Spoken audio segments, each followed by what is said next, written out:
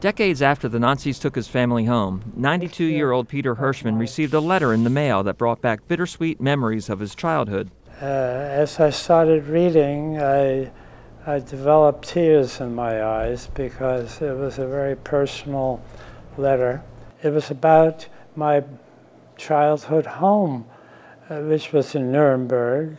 The letter was from the granddaughter of a man who had taken over the Hirschmann home in the spring of 1939. And the purpose of the letter was to apologize for what had happened to us, namely that her family had taken advantage of what the Nazi regime was able to accomplish. They took it away from us and handed it to her grandfather. Doris Schott-Neutze never lived in the Hirschmann home. Her aunt inherited it in 1969 after her mother, Schott-Neutze's grandmother, passed away. Die Frage war schon lange im Hinterkopf.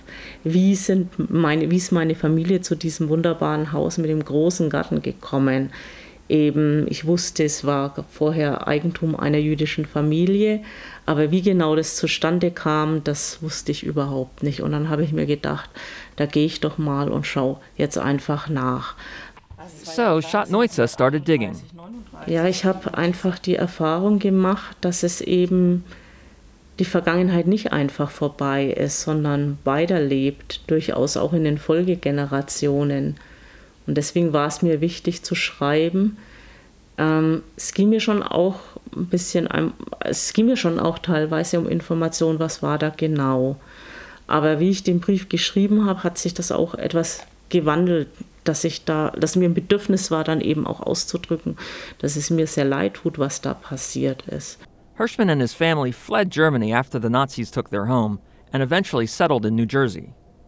Hirschmann, who was only 9 years old when Hitler came to power, can still recall details about his home in Nuremberg.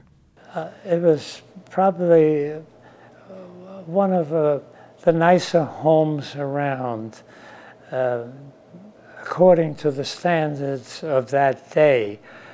After his high school graduation, Hirschmann was drafted by the U.S. Army and sent back to Germany to fight the Nazis.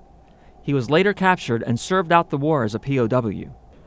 Years later, he returned to Germany, visiting the family home with his wife and 2 children.